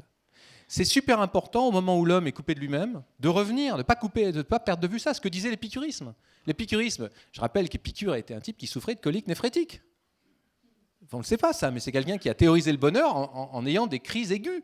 Et il voulait simplement dire, sache te contenter de ce que tu vis ici et maintenant, tant que tu n'as pas mal, et au fond même quand tu as mal. L'important, c'est la qualité de l'ici et du maintenant. Et je pense que ça, la définition philosophique du bonheur, sur laquelle nous n'étions pas partis, évidemment, puisqu'on a parlé du bonheur et travail. Ça peut se trouver dans le travail, mais le travail consiste à sortir de soi quand même, à aller vers les autres, dans des activités contraintes, finalisées, pas évidentes. C'est pas si facile d'associer les deux. C'est pour ça qu'il y aura toujours un problème entre le bonheur perçu intrinsèquement sur le plan philosophique, oriental ou occidental, je crois qu'il n'y a pas tant de différence que ça d'une certaine manière, et la question sociale, professionnelle, politique du bonheur. C'est deux champs. C'est pour ça que je crois qu'on n'est pas allé là-dessus. Voilà. Et ça vaudrait le coup quand même. Vous voyez, à partir de là, moi, il me semble qu'en philosophie, on peut dire que bon, il y a les grands maîtres, les grands professeurs, mais chacun en sait assez. Chacun en sait assez ici, aujourd'hui, pour savoir ce que c'est que le bonheur. Et ce serait intéressant de mutualiser, de faire des ateliers où on se dirait, voilà, tiens, moi c'est ça, et on s'enrichirait comme ça aussi. Ben, ça serait une nouvelle version. Épicure écrivait ça entre deux crises, quand il disait, qu'est-ce que ça fait du bien quand ça s'arrête, hein. Mais je crois, Ah oui. oui, donc rappelons-le aussi. Allez, on prend d'autres questions. C'est à vous. Là-bas, oui, tout au fond. Merci.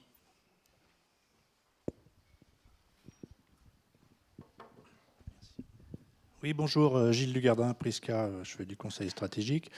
J'ai une question qui est presque hors sujet, mais quid des gens qui sont exclus, des personnes qui sont exclues du monde du travail, notamment les quinquas, voire les cadres? On peut penser qu'ils n'ont pas droit au bonheur? Ah non, c'est certain que dans sa sécheresse, cette question est brutale. Hein. Nous devons... Attendez, on n'est pas responsables, nous. Donc bon, en effet. Il est clair que la personne qui tout à l'heure nous a orientés sur le bonheur oriental nous donne aussi une voix peut-être par rapport à ça. Il est bien clair que notre civilisation, elle a, comme je l'ai dit tout à l'heure, hein, c'est notre ambiguïté, un problème qui a été monté en paradoxe, puis qui nous revient dans la figure comme une ambiguïté, voire une contradiction. Hein. La vie après le travail, en dehors du travail, peut-elle être heureuse ? Vous auriez pu poser le problème là-dessus, quoi. Et en invitant des gens qui ont connu des crises, qui ont bien déprimé, des retraités qui ont du mal, etc. Et c'est un vrai problème. Alors, il me semble qu'en effet, pour le coup, je disais tout à l'heure du mal un petit peu d'une de mes philosophes préférées, qui est Hannah Arendt. Elle dit bien qu'il ne faut pas trop privilégier le travail de ce point de vue. Elle n'a pas tort. C'est-à-dire que la vie pleine et entière se situe, comme le disaient les Grecs, estiment-elle, et ils avaient raison, dit-elle, en dehors du travail. Alors, ce qui me semble aujourd'hui coûteux de penser ça. D'un autre côté, oui, en effet, il faut réinventer rien moins que le sens de la vie pour des gens qui sont exclus. Quelle activité à la place, structurante, hein, à la place du travail? Alors c'est peut-être le problème qui est devant nous au moment où les machines, on imagine qu'elles vont nous remplacer, peut-être. Arendt disait, c'est l'activité contemplative, poétique, l'activité politique, qui seules, les unes et les autres, nous rendent actifs. Pourquoi pas, oui, en effet. En tout cas, c'est sûrement pas... il faut vraiment se poser la question aujourd'hui. Et je crois que cette absence de travail, qui est aussi un divertissement, le travail, nous met devant ce vide de notre existence en disant, voilà, qu'est-ce que je vais faire aujourd'hui? Comment j'oriente ma vie? Au fond, souvent, on éprouve ça quand on est un peu désoccupé, se dire, mais qu'est-ce que je vais faire? Redonner du sens au faire. C'est possible peut-être tout simplement en se remettant à une activité qui peut mimer les caractères du travail, comme un hobby où on fait quelque chose, mais où il y a un élément peut-être structurant pour l'humain, c'est la transmission. Peut-être au moment où on se trouve sur la touche, on peut dire, au terme d'un bilan de compétences, on peut se dire, voilà, mais qu'est-ce que je sais faire et est-ce que je peux essayer de le transmettre à quelqu'un? Et ça, je trouve, ça redonne un peu cet élément humain fort derrière le travail qui est la relation, la transmission. Et on a une reconnaissance. Hein, c'est un pédagogue qui vous parle. Quand je vois dans les yeux de mes étudiants qu'ils ont compris un truc super difficile à comprendre, qu'ils vont le mettre en application, qu'ils vont venir après peut-être en disant tiens, j'ai essayé ça. Voilà, c'est dans le cadre du travail, mais ça m'est arrivé en dehors, où je vois des gens qui le font en dehors. Cette transmission, elle peut très bien, d'une certaine manière, se substituer. C'est une voie possible. Ce sera d'ailleurs un indicateur intéressant, c'est ces pays qui réfléchissent au revenu universel, qui permettraient donc, et certains feront le choix de ne pas travailler, de se suffire de cela. Est-ce que, par exemple, des stages de préparation à la retraite, c'est des choses que vous avez pratiquées ou des entreprises que vous connaissez? Je sais que les laboratoires ont beaucoup travaillé là-dessus. Cette manière de partir en biseau, de se préparer petit à petit à exister autrement qu'à travers sa qualification. Oui, pour moi, c'est un point important parce qu'effectivement, il y a le chômage des seniors qui est pour moi quelque chose d'odieux. Dès que j'ai pas de poste en ce moment, mais j'embauche beaucoup de seniors parce qu'il y a un vrai savoir-faire et il y a une intergénération qui je trouve c'est un gâchis sans nom. Voilà, mais après on grossit vite, mais pas assez pour satisfaire toutes les demandes. Mais en l'occurrence, le départ à la retraite, c'est un moment aussi qu'il faut préparer dans l'entreprise. Et donc, on fait un vrai travail d'accompagnement, exactement sur le même sujet de à quoi je vais servir demain. Parce que même comme ça, quand on en parle, on se dit, ben chouette, je suis à la retraite, je vais faire ce que je veux, mais c'est pas la réalité du lendemain de la retraite. Et la retraite, ça se prépare beaucoup par le monde associatif, parce que la France repose quand même beaucoup sur le monde associatif. Si les associations tombaient en France, ça serait une catastrophe sans nom. Donc je pense qu'il y a beaucoup d'investissements et de réflexions à mener sur quels sont mes goûts, mes passions, et ça se prépare, mais pas l'année avant un départ à la retraite. Donc nous, on travaille en général au moins 4-5 ans avant la date de départ avec les équipes, avec des stages qui sont préparés sur ces thématiques-là. Ouais. Merci. Et puis c'est un vrai problème au-delà de ça, c'est un vrai problème de société.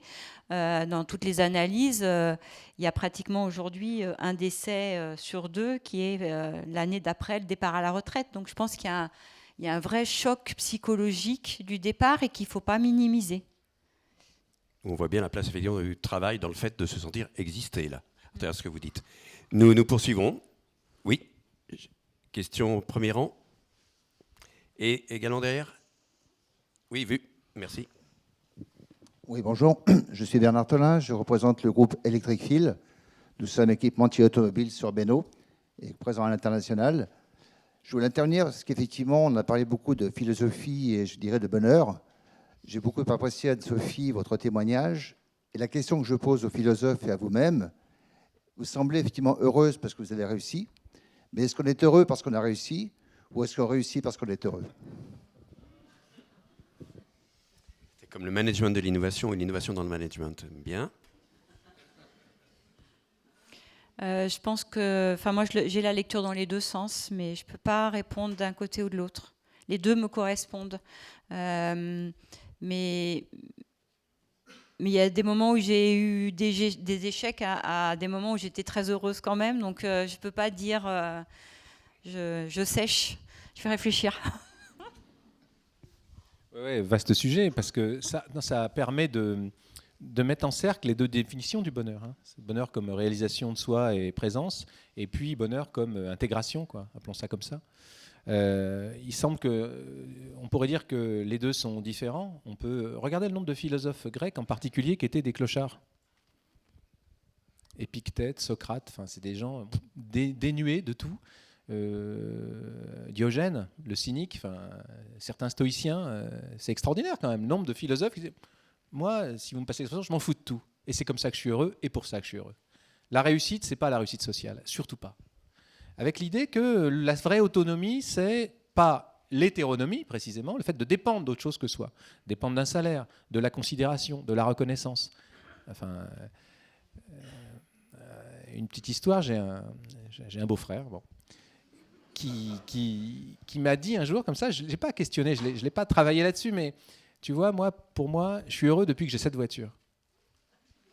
Ah, évidemment, classique, une Audi, quoi. Et du coup, alors je voulais pas créer un incident, mais je me dis, purée, le malheureux, quoi. Alors la prochaine fois qu'il réagisse pour les pierres détachées... Non, mais attendez, ce que vous ne savez pas, c'est que c'était à l'occasion du viol de sa voiture. Elle avait été taguée, il était malheureux. L'appendice, l'auxiliaire d'augmentation, évidemment, vous expose, quoi. Puis, entre-temps, il peut perdre son boulot et puis payer les traites de l'Audi, quoi. Ouh là là là.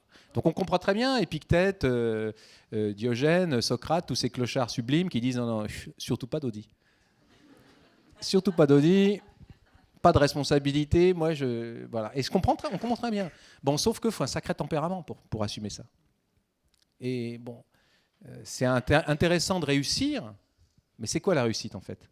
Ça dépend des ambitions qu'on se donne, de son héritage. Il y a des gens, les malheureux, là encore, ils sont héritiers, au sens sociologique du terme. La réussite, ça va pas être facile pour eux. Puis il y a des gens qui accèdent, c'est beaucoup plus facile. Ils trouvent le bonheur voilà. Il y a des problèmes aussi quand on change de classe vers le haut, mais d'une certaine manière, on a réussi. Ça se paie cher. Mais on peut se dire, je suis reconnu. Réussir, c'est quand même être reconnu. Et c'est vrai que, vous voyez, si on approfondit le sujet, il n'y a pas de bonheur humain, sans doute, sans reconnaissance, dans une sphère donnée. Au fond, Socrate, il est reconnu par certains, notamment ses disciples. Donc même lui, il est pris à ce piège. Peut-on être heureux sans être reconnu ? Je déplace le problème sans jouer sur les mots. À mon avis, c'est un vrai problème, ça. Peut-on avoir cette force d'âme, peut-être orientale, justement, qui consiste à dire « j'ai pas besoin de reconnaissance ». Au fond, les humains ne m'intéressent pas. Peut-être celui qui réussirait à être heureux sans réussir, sans être reconnu, qui parviendrait à cela, ce serait un misanthrope, d'une certaine manière.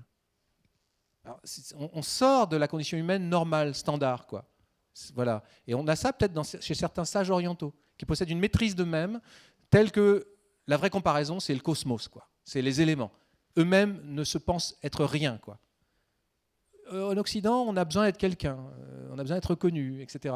Donc vous voyez, à la fois je plains ceux qui sont à fond là-dedans, ce qui à mon avis ne sont jamais heureux, et en même temps on ne peut pas s'en passer. Voilà. Moi, qui fais le philosophe, vous voyez, quand je réussis à être reconnu par mes pairs, à placer un article dans une bonne revue, où je me dis, voilà, j'amène ma touche, là, mon truc à moi, ça m'a demandé beaucoup de travail, des heures de polissage, d'aller-retour avec les évaluateurs de l'article. Là, le bonheur, il est dans la reconnaissance quand même de ce point de vue. Puis vous disiez qu'effectivement, être dirigeant, c'est avoir un a priori positif. Hein. C'est plutôt voir la bouteille à moitié pleine pour entraîner. Je crois qu'il y avait une question peut-être là-bas également. Merci. Jean Bonnier, entrepreneur, dirigeant de société. J'ai hésité à intervenir sur un point de détail. J'ai apprécié vos interventions, bien sûr. Madame, vous avez parlé du bonheur et vous avez parlé aussi du souci que vous aviez d'ignorer relativement la séparation entre la vie professionnelle et la vie privée. J'ai été très sensible à ça, effectivement. Je pense que dans votre esprit, c'était le souci d'être attentif sans être intrusif, très certainement. Et je ne serais pas intervenu si je n'avais eu que ça à dire.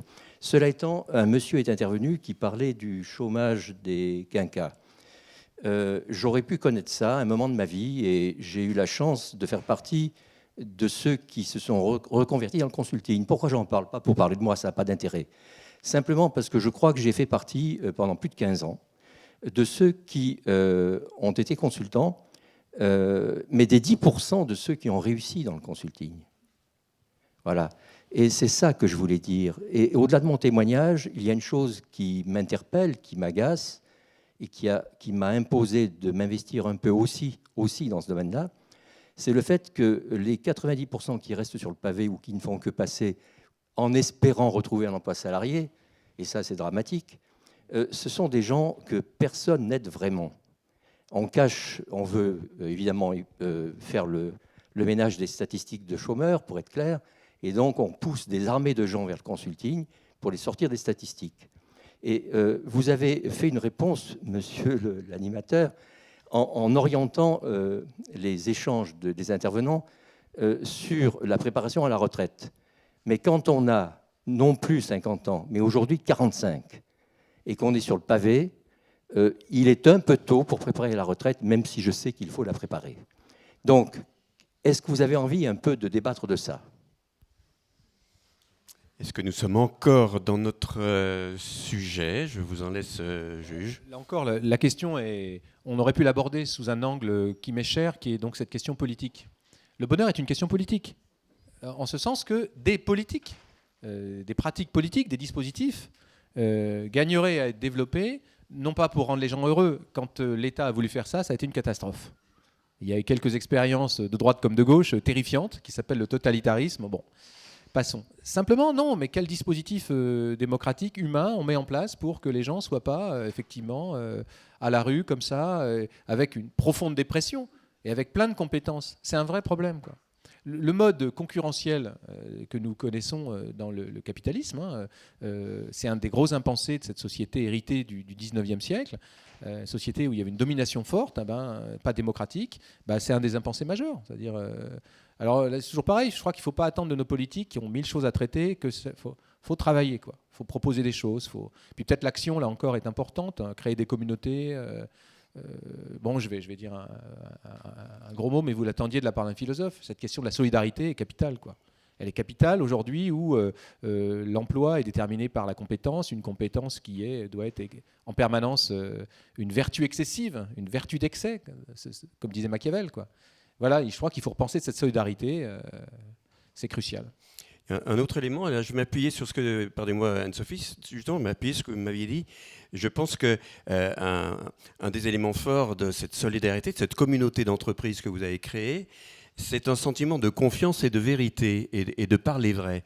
Je pense qu'effectivement, à tous ces quinquas que l'on oriente vers le conseil, qui n'ont jamais imaginé qu'ils pourraient être seuls un mardi matin avec un téléphone qui ne sonne pas, qui n'ont jamais fait de démarche commerciale, qui ont toujours eu une structure pour les porter, je pense qu'il y a un mensonge éhonté, et ça ne m'étonne pas qu'on parle de 10%.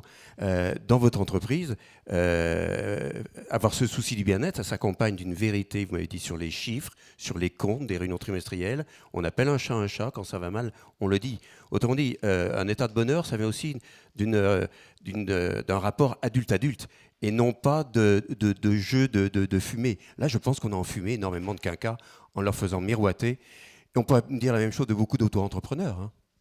Enfin, moi, je le dirais aussi des femmes, hein, parce que beaucoup de femmes créent leur poste au cours de leur parcours professionnel juste parce qu'elles connaissent un plafond de verre et qu'elles n'ont plus d'évolution possible, et que finalement, c'est l'organisation du travail qui leur impose de créer leur poste, et on retrouve le même enjeu de se dire on est bloqué par un système qui nous impose de créer notre poste, et dans les métiers du conseil aussi en général, puisqu'on fait valoir nos années d'expérience, et on est dans la même posture et le même niveau d'échec de ces entreprises qui ne vivent pas plus que 3 ans parce qu'il y a la réalité du monde du conseil, et que on peut pas, il n'y a pas matière aujourd'hui à autant de métiers de conseil autour des entreprises qui sont de moins en moins là aussi.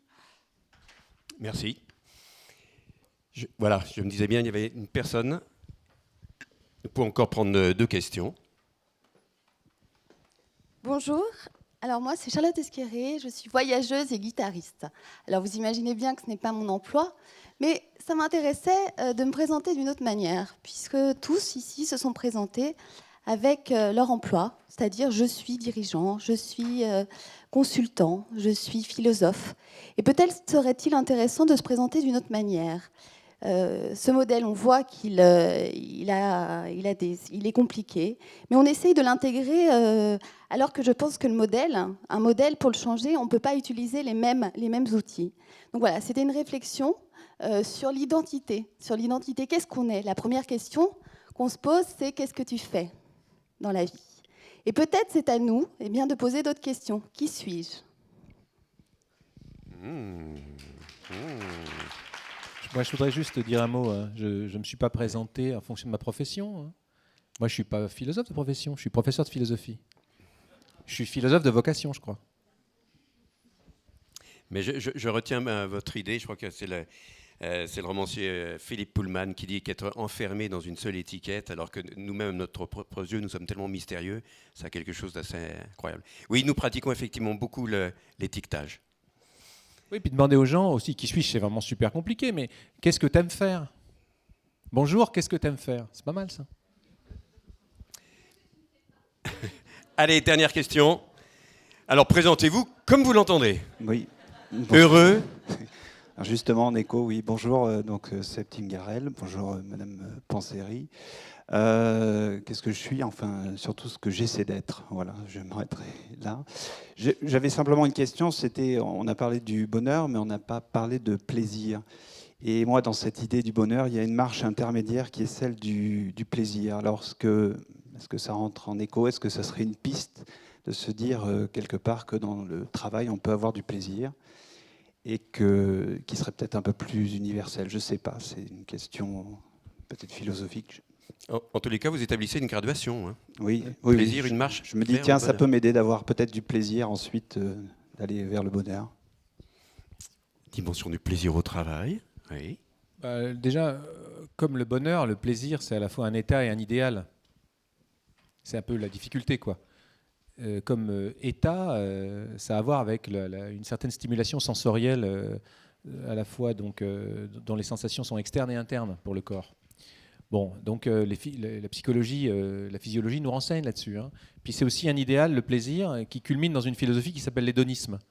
Il y a une revendication d'hédonisme très forte aujourd'hui en France, d'où les succès de librairie d'un auteur dont vous avez probablement au moins tous un livre chez vous, qui est Michel Onfray. Succès non immérité pour moi. Les universitaires cassent beaucoup de sucre sur Michel Onfray, mais c'est un auteur intéressant du point de vue de l'hédonisme, il n'y a aucun doute. Alors il y a une revendication hédoniste que je crois percevoir dans ce que vous dites. Et c'est vrai que d'une certaine manière, il est difficile d'assumer jusqu'au bout cette conception tragique du bonheur sans plaisir. Que moi j'aime bien quand même. C'est intéressant. La conception tragique du bonheur dont parle Schopenhauer, Montaigne aussi, bizarrement. Et vous voyez donc, mais on peut être hédoniste, on peut aimer le plaisir. Peut-être il est intéressant de l'aimer là où c'est moins évident de l'aimer. On voit bien ça dans certaines pratiques martiales, par exemple, dans certaines pratiques sportives aussi. Au travail, pourquoi pas? C'est-à-dire que le plaisir, autant il peut sembler simple du point de vue physiologique quand on établit une sorte de bilan avec des machines pour voir ce qui se passe dans le corps humain, autant sur le plan humain, sans même aller vers l'idéal de l'hédonisme, vous savez, on peut être vite, si on se met à parler les uns les autres de ce qui nous fait vraiment plaisir des fois dans la vie, sur le plan physique, même intime, mais t'es pervers, toi. C'est-à-dire que le plaisir, c'est quelque chose de tellement bizarre pour l'humain que ni l'hédonisme dans sa revendication, ni même la physiologie dans sa simplicité, ne peuvent nous permettre de savoir bien ce que c'est, voyez. Je crois que c'est une question, vous dites, elle est philosophique, oui, au sens où elle est existentielle et intime. Le plaisir, c'est une question, retomber sur ses pieds, sur son propre plaisir, c'est presque dans le chemin de vie qu'on a tous à faire. On n'a pas au même moment les mêmes plaisirs. On est tous, quand on est pédagogue, quand on a des enfants, quoi, se dire voilà, donner du plaisir à ses enfants. Aujourd'hui, dans le consumérisme, qu'est-ce qu'on doit leur donner? Comment on doit graduer le plaisir? À l'époque où la consommation et le marketing nous permettent d'en avoir beaucoup, apparemment. C'est des vraies questions, je crois. On ne les a pas abordées parce que c'est vrai qu'on a pris par le prisme du bonheur au travail. Et en effet, il faudrait faire un autre débat là-dessus. Bien, je vous remercie beaucoup de l'un et l'autre de vos apports.